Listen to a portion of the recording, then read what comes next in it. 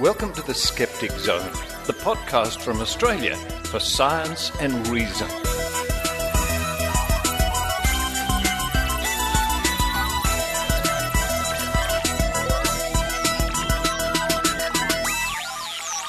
Yes, it's the Skeptic Zone podcast for the 16th of April 2017, episode number 443.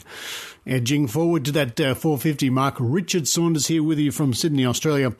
Last couple of days, warm and sunny. Very good for those crowds heading for the Royal Easter Show. The big annual, agricultural exhibition here in Sydney with rides and cows and horses and sheep and dogs and goats and ducks and pigs and chickens and all the rest of it. But you don't want to hear about goats and cows and chickens and ducks and pigs and guinea pigs and mice and hamsters and horses and mules, and you want to hear about what's coming up on this week's episode of the Skeptic Zone. It's an abbreviated version this week. It's the Reader's Digest commuting bite-sized edition of the Skeptic Zone. Lots of people are very busy, and it's holidays here in Australia. So, yeah, a bit of a shortened episode, but some interesting things nevertheless.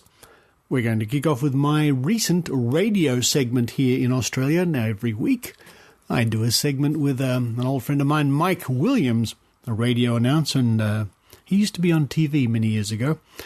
He does late nights, midnight to dawn weekends all over Australia, and I've scored a regular segment talking about skeptical matters, and I thought I'd play you the latest one, which was all about strange energies, power, balance, wristbands, scalar energy, orgone energy, Reiki gets a mention, all sorts of things like that. Give you a flavour of what late night radio is like here in Australia. So, Mystical Energies with Mike Williams. That's my radio segment coming up at the top of the show. Following that, news of the Blackmores Vitamin Company here in Australia recently donating $10 million to the National Institute of Complementary Medicine at Western Sydney University to research alternative medicine. This story comes to us from the Australian Skeptics. That's a huge amount of money in anybody's book. And there are questions raised about conflicts of interest with some of the people involved. But $10 million to research alternative medicine.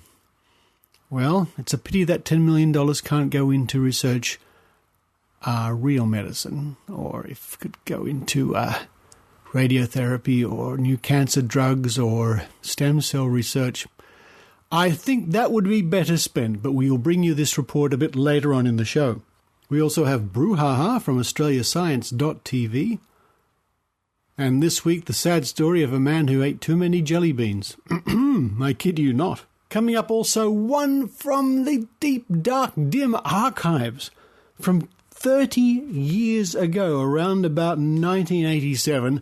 There was a TV program here in Australia called The Investigators, and a lot of people listening in Australia, a lot of the older people, sorry, well, slightly older people will remember The Investigators. It was a consumer affairs program.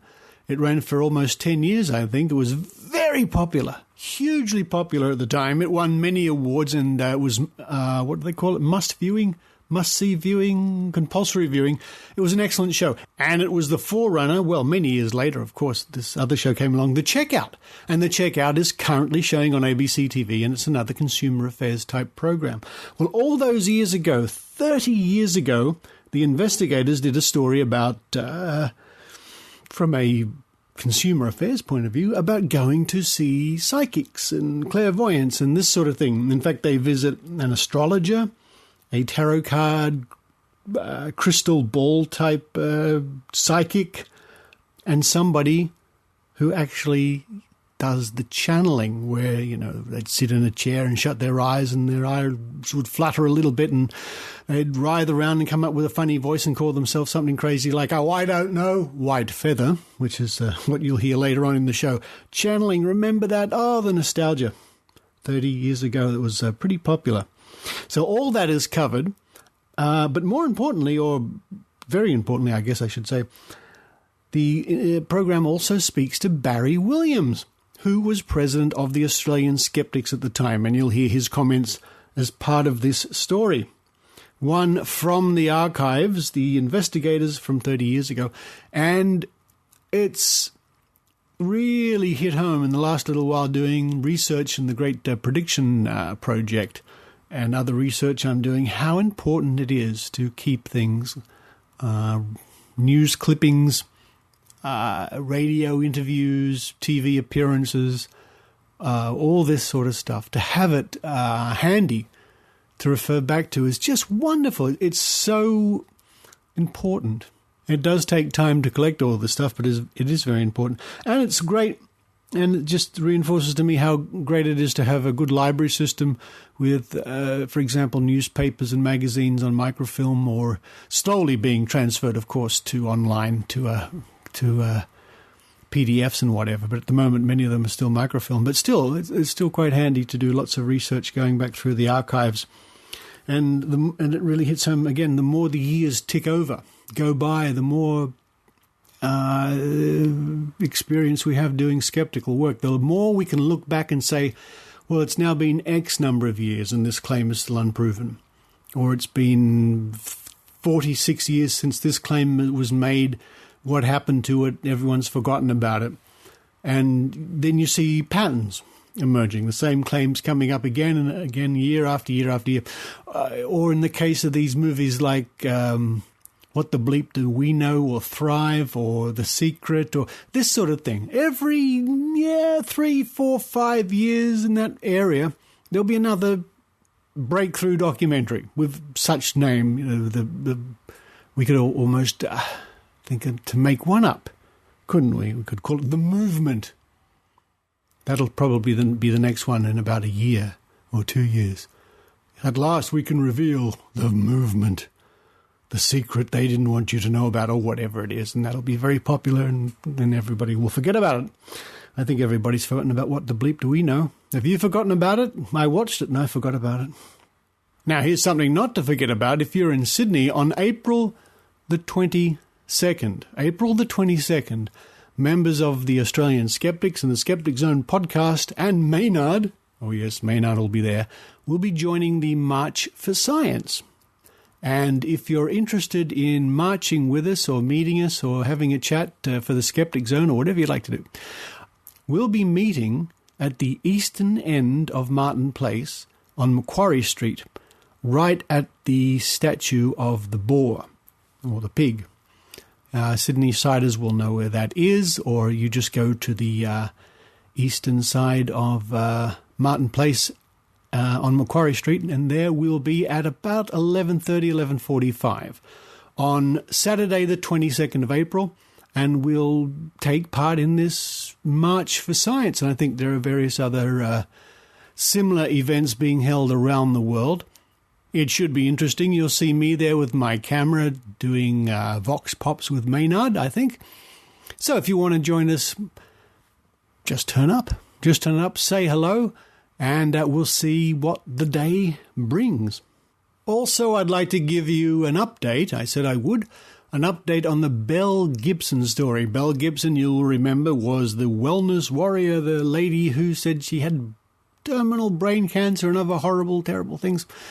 And she healed herself using natural remedies.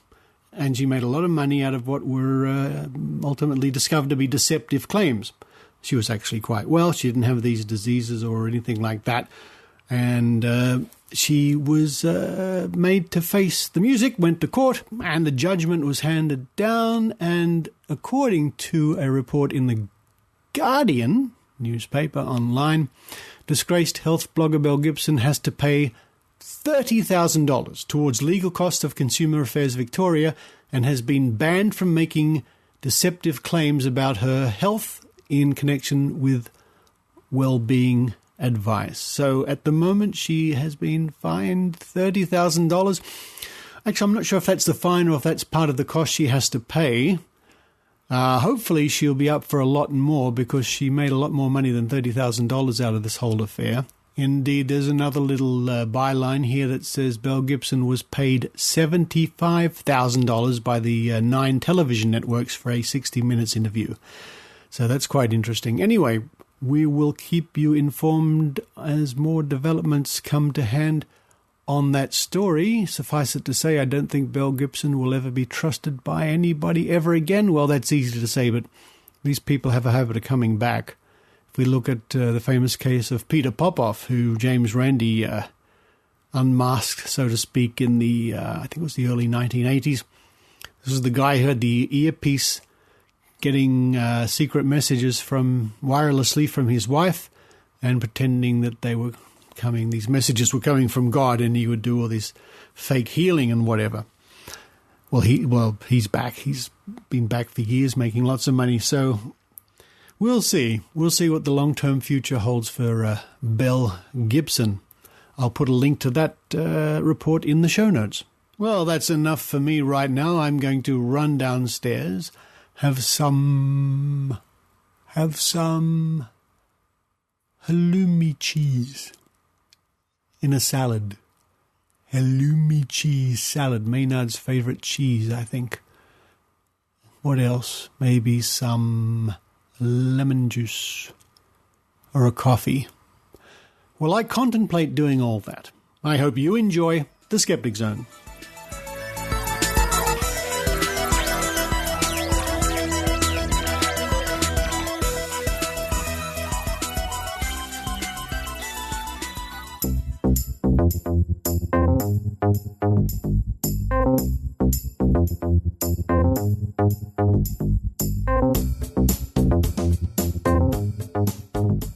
Welcome back, everyone. Great to have your company wherever you may be listening to the program. Well, it's time for a reality check on those anomalies of life. When it seems too good to be true, it probably is. So let's roll up the shutter for another session from Skeptics Australia and, of course, our good friend Richard Saunders. Richard, welcome back to the program. How are you? Good morning. I'm fine and fit. I'm glad to hear that, mate. Look, there's something we're talking about this morning about these energies. Yeah. And some of them I'm not all that overly familiar with, but you sent me a YouTube. Do you want to start with that one? Oh, yes. Now, this is an interesting one. We're talking about strange and mystical energies. Yes. And what we know is the abuse of scientific terms. There's lots of good science out there, but lots of people will look at nice, juicy scientific words and say, I'll have that, and they use it to flog something that really doesn't work. And a classic example was, 4, 5, 6 years ago, there was something called the Power Balance wristbands. And they were very popular. People, sporting stars were wearing them. They were little holograms on a rubber band you put around your wrist. And the claim was it would improve your strength and your balance and your flexibility, and you could perform better at the football, and you could concentrate and sleep and everything. All these amazing claims. And when I saw it pop up on TV, I looked at the tests they were doing to prove it worked, and I thought, oh, I know that trick. It's a body trick called applied kinesiology, where it looks like the body is getting strong and weak, but it's a bit of an illusion, really. So I contacted the good people at the Today Tonight program, and I said, look, you know this story you ran on the Power Balance? I know the real story behind that. So they flew me to Adelaide to do a recording of the show. They flew in the Australian distributor of Power Balance, and we simply put him to a very easy test so he could show the world that these things really did work. Yeah. And unfortunately, he failed every test. You randomly put a card that had this little thing on it that would supposedly make people feel stronger or whatever, and he couldn't pick the person that actually had it in their pocket, right? That's right. The idea was if you wear this hologram on a wristband, or even when it was on a little business card or a credit card, it would have the magical effects on your body. So what we did is we had 6 volunteers, and we rolled a dice, and a random person, unbeknownst to me and unbeknownst to the guy selling the product, had the card on them. And when he went to test all the people to show us that he could find out who had it because it would change their body and their strength, he couldn't do it any of the times. And that test on TV led eventually to big retractions being put up by the company. The Australian government got involved and said, you can't make these claims, there's no science behind it. And that snowballed until the whole company worldwide collapsed. Oh. Because they were selling a shonky product. In fact, it even won a shonky award from the Choice magazine. That's amazing. And I noticed right at the end of the YouTube of Today Tonight program, there was a professor came on and explained from a mental point of view, if you believe it enough, or if you take people, into that area, well, then they're going to believe it, basically. Oh, yeah. People like to believe the magic pill. Wear this band and improves your strength. Don't worry about exercise. Just wear this band and all your problems are over. It's very seductive, and that coupled with a simple balance trick, which really helps sell the idea. And it made millions, I would imagine. This little piece of rubber, which was priced at 10 cents from the factories in China, was being sold for $60. Wow. Yeah. Amazing. Look, on the list also, there was an energy that Peter Brock used to use as well. Well, this is an interesting one. This is called orgone energy. And people listening now were scratching their heads. What are you talking about? Orgone. Orgone, O-R-G-O-N-E, made famous by the late Peter Brock, who in the 1980s was wrapped up in this mystical energy. He was into all sorts of New Age things. And he developed something called the Peter Brock fuel polarizer. Put it under the hood of your car, anywhere near the engine, and it will make your car run smoother, faster, better, using mystical energies. Unfortunately, it didn't. And it led to a big falling out with Peter Brock and Holden at the time. Ah, that's interesting. And it was called orgone. Yeah, but it was invented in the 1930s by a guy called Wilhelm Reich out of Austria, who invented all sorts of cabinets and devices and things based around this mythical energy. Unfortunately, he went to prison for selling dodgy health equipment in the United States. And he kept selling it, and he died in prison, actually, which was a bit sad. But he was selling he thought he invented a machine that could burst clouds in the air and things like that using this mythical orgone energy. But it's still being flogged today, and there are various companies, even here in Australia, selling products including phone harmonizers and Wi-Fi reduction things and toothbrushes. I don't know what the toothbrushes do.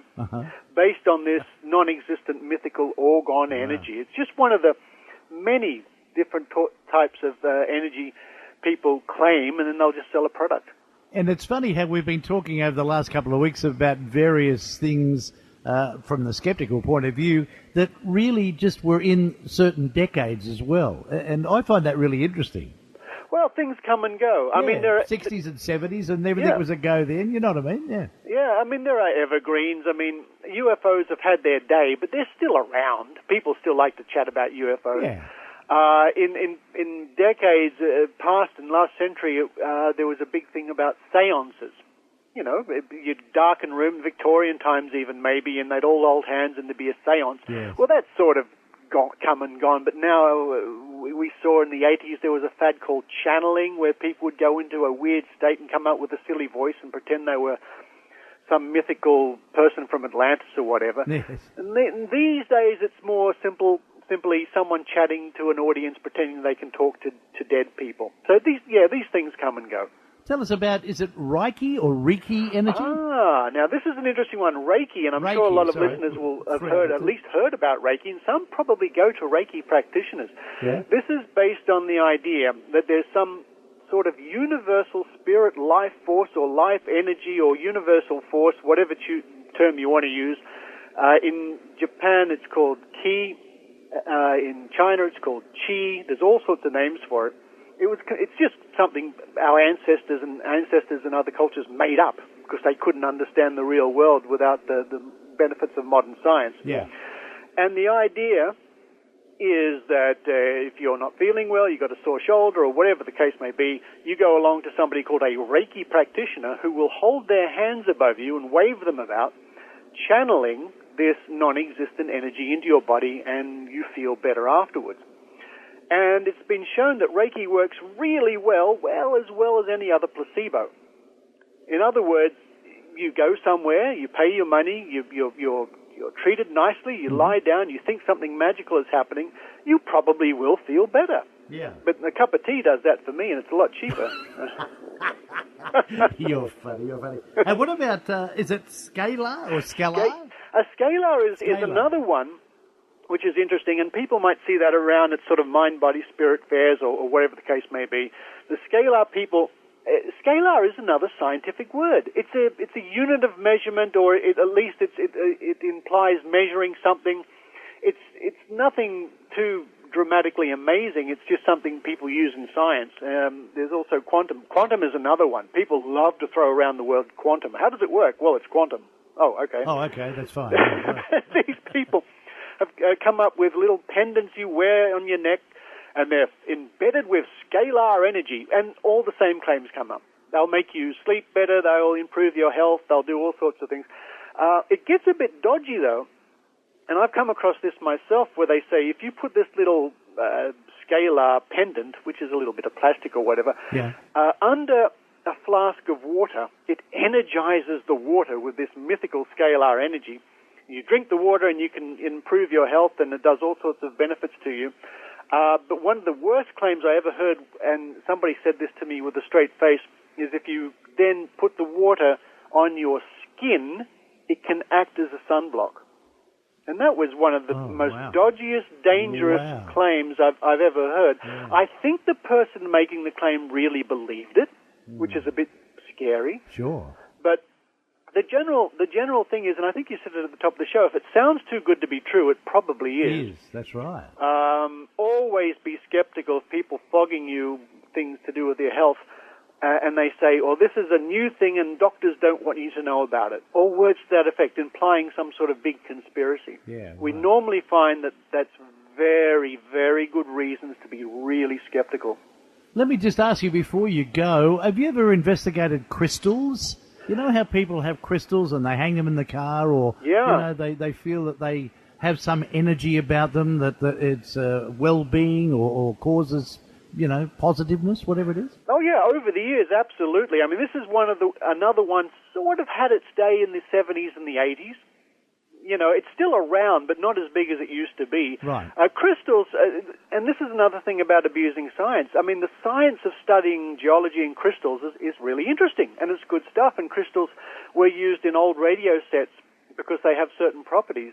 But they don't have any magical health healing properties. They don't produce energy in themselves. So if you hang a crystal somewhere, you might as well hang a glass jar or a screwdriver or something like that for all the good it's going to do. It might look nice. Yes.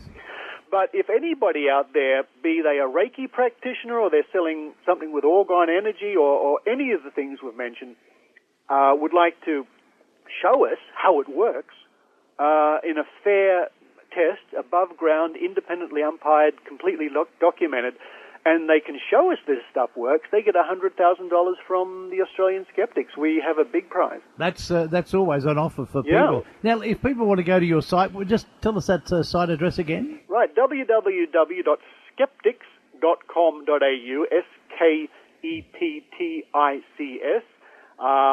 All the contact information is there. There's over 30 years of free magazines to download from that website. And people can just simply have a chat to us and say, well, what about this, what about that? And we're here to help. Fantastic. Richard Saunders, once again, thanks for your time this morning. And we'll catch you. We'll open up the old shutters again next week and have a chat to you about some other bits and pieces. Okay, may the force be with you. And then the force be with you too.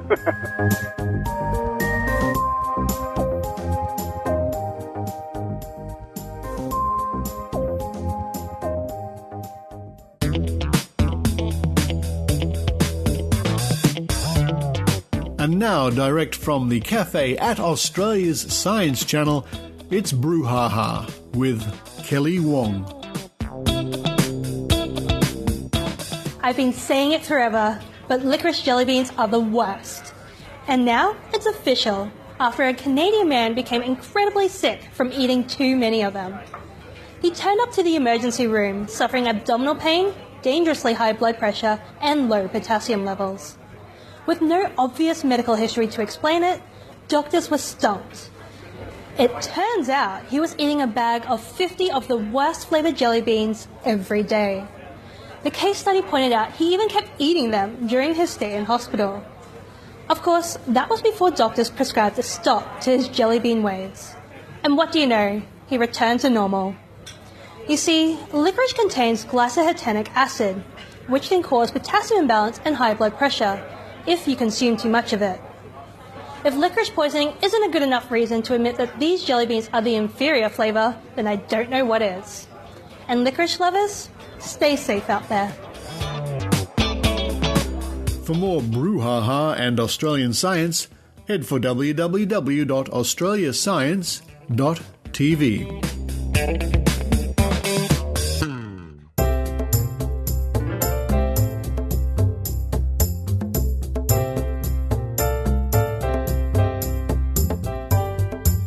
As we frequently do, we run to the website of Australian Skeptics, skeptics.com.au, for an update, a news item.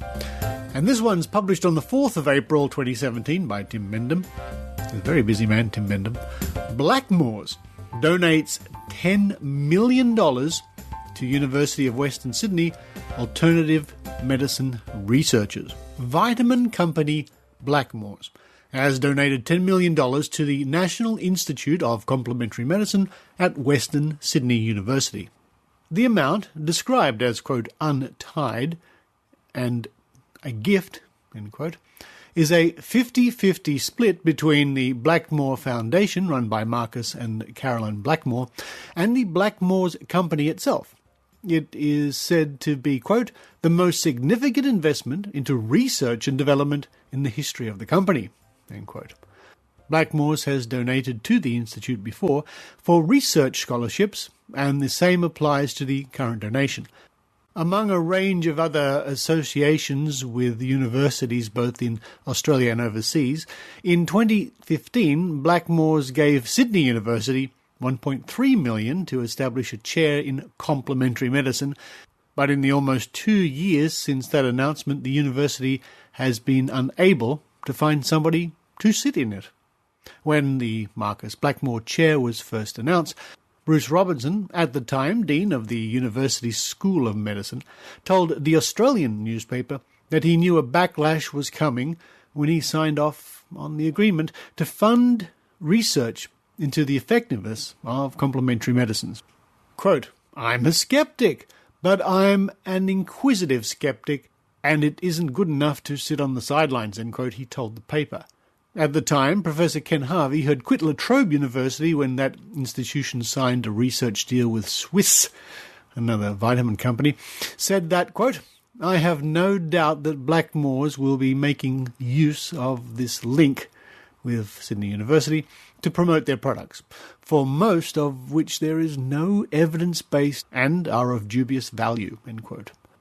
Western Sydney's National Institute of Complementary Medicine has also not been without controversy. Last year it was nominated for the Australian Skeptics Bent Spoon Award, and more recently it was the subject of an Australian Skeptics investigation into claims made by its director, Professor Ben Saracen. Some of the associations it has with the traditional Chinese medicine research involving endangered animals, as well as the nature of another sponsor, the Jacka Foundation, which spruiks naturopathy and homeopathy. Blackmores might be hoping for a better reaction to its philanthropy than it got from Professor Robinson when he was asked if he popped vitamin pills. Quote, of course not. It's just feeding the fish, end quote. And in that story we read about the Australian Skeptics Bent Spoon Award, I'll put a link in the show notes. It's open again for 2017 if you would like to nominate somebody Geocleanse, excuse me, for the Bent Spoon Award. Metatron. Oh, dearie me, get rid of this cough. Please click the link, and if you're in Australia, please go right ahead. You can nominate an individual or an organisation or a dodgy product or whatever you want to do. Of course, we shall review that. We reserve the right, the Australian Skeptics reserve the right to review that nomination to make sure it's legitimate and it's not vexatious or anything like that. And yes, your nomination may well end up on the page, and who knows, it may even lead to an awarding of the Bent Spoon Award. Past inglorious winners of the Australian Skeptics Bent Spoon Award. Well, last year it was Julie Wileman, PhD, and the Faculty of Social Sciences at the University of Wollongong. Before then, 2015, the celebrity chef Pete Evans for his paleo promotions and other quackery. We go back, the Chiropractors Association of Australia won in 2013. 2012 was Fran Sheffield of Homeopathy Plus, who was advocating magical sugar water instead of vaccination.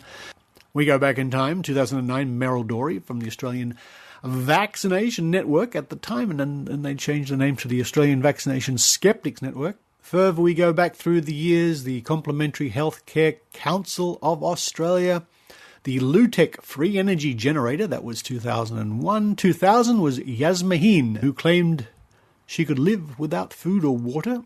1999, Mike Willesee, the journalist for the documentary Signs from God.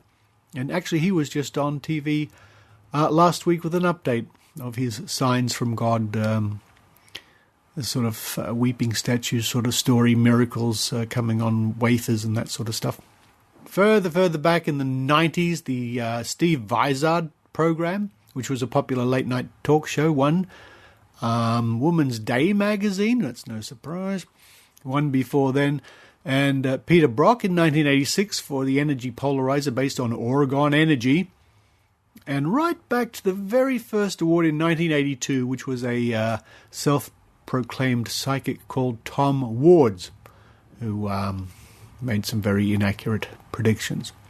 So there we are. That's the Bent Spoon Award and the latest update from the Australian Skeptics website concerning this huge sum of money, $10 million, to research complementary medicine. Links to all of that in this week's show notes.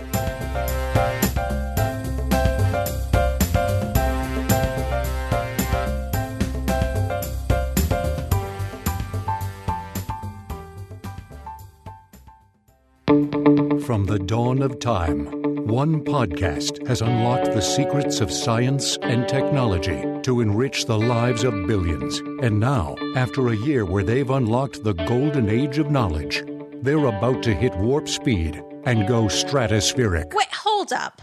On Oh No, Ross and Carrie, we don't make extraordinary claims, we investigate them. We go undercover with fringe religious groups, investigate paranormal claims, and we participate in pseudoscientific medical treatments and then report our findings to you. And yes, we've even investigated Scientology. Shh, Ross, shh. New episodes every month at MaximumFun.org. Oh No, Ross and Carrie. They show up so you don't have to.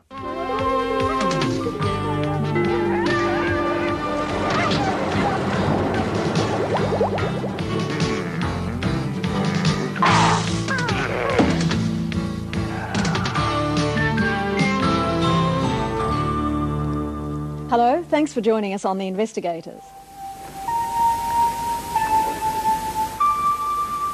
Stereoscopy. Hot wax is poured onto cold water, and patterns are formed. A cross means a peaceful death. A spider is misfortune. Tasseography.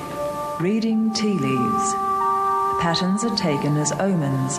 Stars mean success, triangles good fortune, and squares protection. And these are the oracle bones, an old Chinese technique. The bone is cracked when a heated needle is pushed into it. The shape of the crack is divined, and your future is told. Mysterious? Extraordinary, sure. Especially if you'd never heard of such things before. Unbelievable, of course, some of us might say. But then some of us, no, many of us, do believe in the mysterious and extraordinary. And what's this got to do with consumer affairs? Well, while few of us put faith in bones, wax or tea leaves, it seems many of us secretly put faith in and put money into some of the more common occult or fortune-telling professions like astrology, card reading, clairvoyancy, and, yes, even the crystal ball.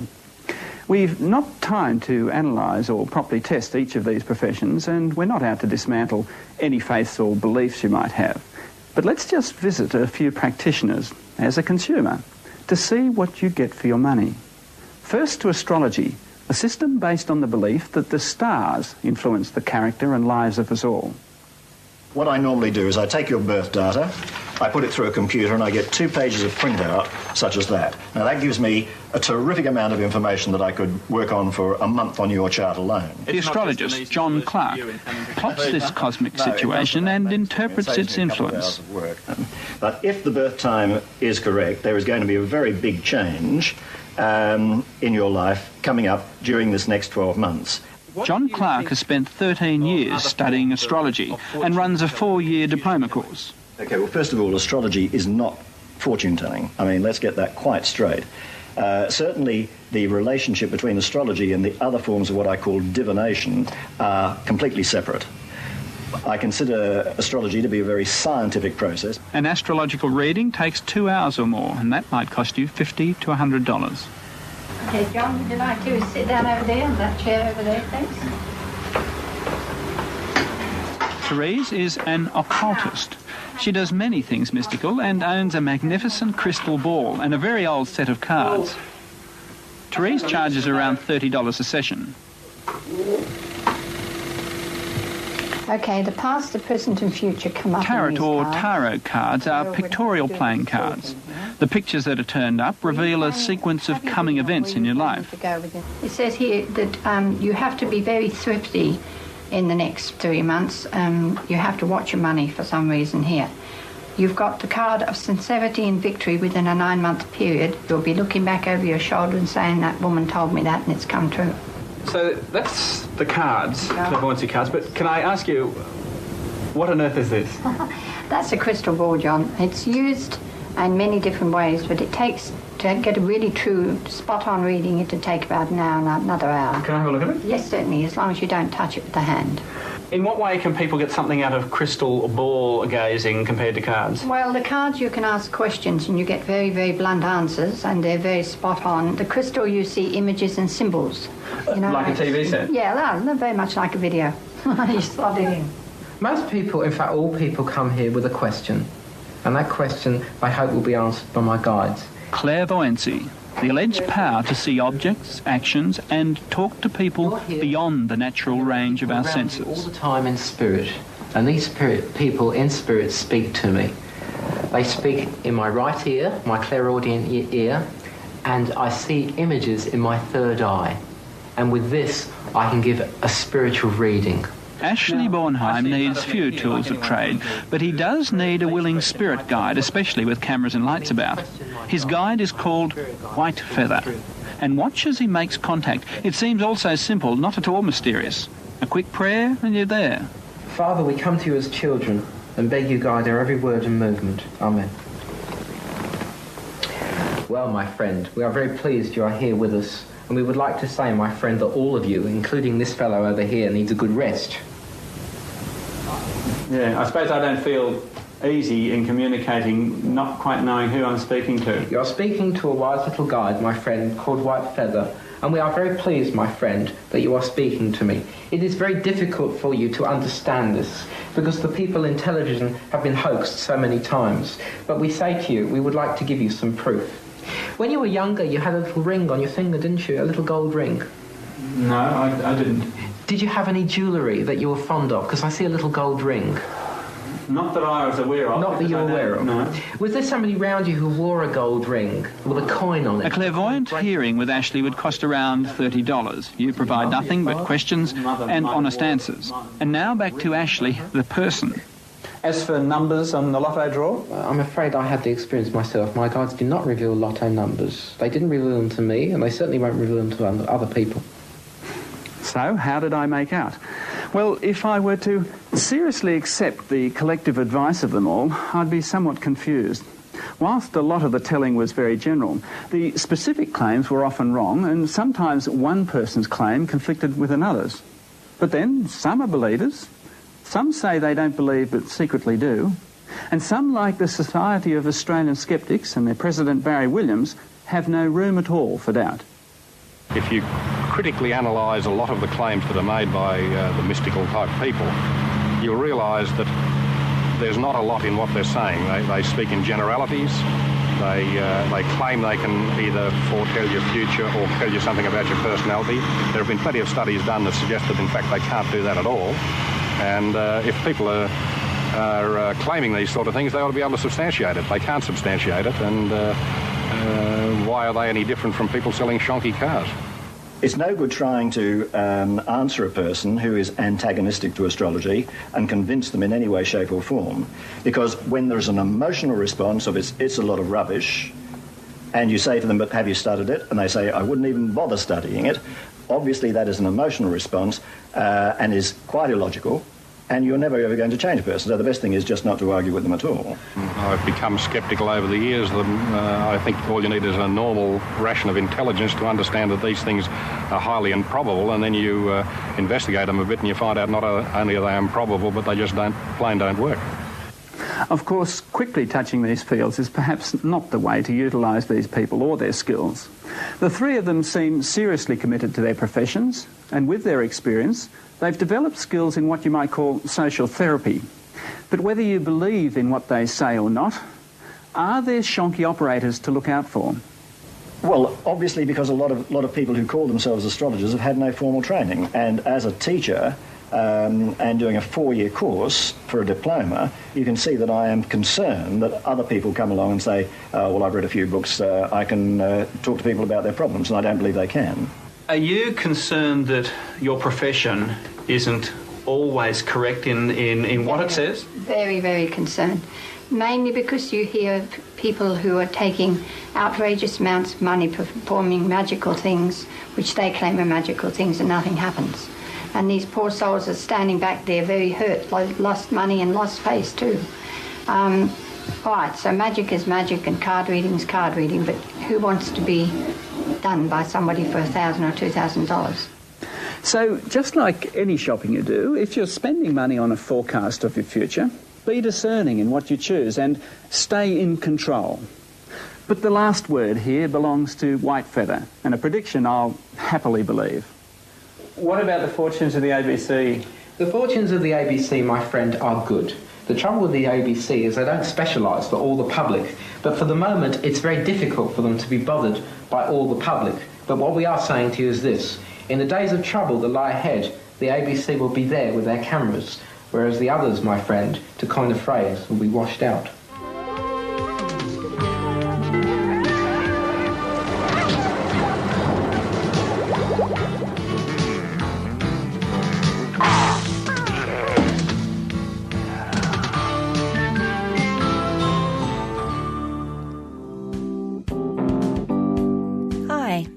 This is Heidi Robertson from the Northern Rivers Vaccination Supporters.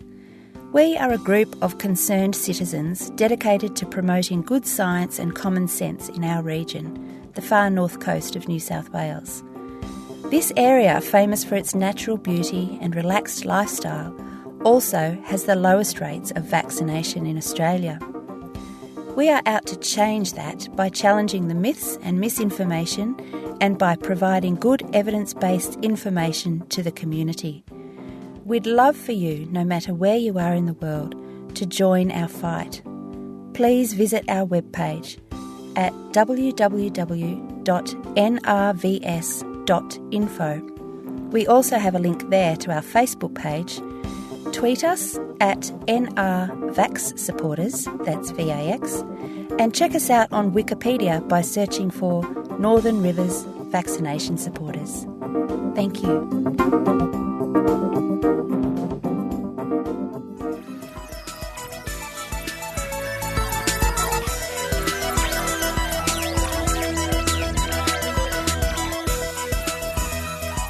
Thank you for listening to this bite-sized, truncated mini episode of the Skeptic Zone. And I do find those reports from many years ago quite fascinating. That Investigators TV show from 30 years ago looking at the same sort of stuff, more or less, we look at today, except channeling. Channeling sort of went away. It sort of died. It sort of just fell out of favour. It was always a joke, I guess. And channeling has been replaced over the years by other things. Like, as I said in my radio interview, you would have heard with Mike Williams, that sort of thing just died a death, and then it was replaced by the modern audience-type reading, speaking to the dead type show. But, you know, these things come and go. Who knows? Maybe in 10, 20 years, channeling will be back. Who knows? Maybe not. Maybe not. With the access people have now to check things, to look back at historical documents online quite easily, see videos, yeah, maybe it won't be back. Maybe people can just simply check up and see how silly it was in the 1980s. We can only hope. Dear listener, we can only hope. And I hope you're enjoying the Skeptic Zone no matter where you are in the world, no matter what you're doing, whether you're walking the dog, walking the cat, walking the rat. You're on the bus at the moment going to work, or you're on the train right now coming home from a long day's work, commuting. Are you driving somewhere? Is it snowing outside? Is it sunny? Probably all of the above. Are you in bed falling asleep? As you listen to me, did you make it to the end of the show this time? Did you fall asleep halfway? I fall asleep halfway through. I listen to podcasts. Brian Dunning sends me to sleep all the time. Honestly, I fall asleep all the time during podcasts, and I have to wake up the next morning and carry on. I fall asleep listening to the Skeptic Zone. Maybe I should repackage the show. Are you suffering from insomnia? Well, the Skeptic Zone's for you. No matter what you're doing, no matter what part of the world you're in, thank you for listening. Again, thank you to those people who contribute with PayPal or Patreon at skepticzone.tv. Your contribution means everybody else can enjoy the show. Or fall asleep, or both. Coming up on next week's show, I hope to bring you reports from the March for Science from Sydney. We'll see how that goes, and I hope to see you there.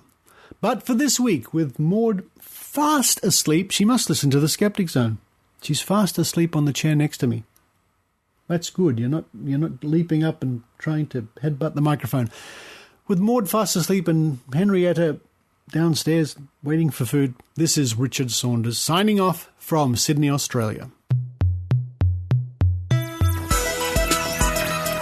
You've been listening to the Skeptic Zone podcast.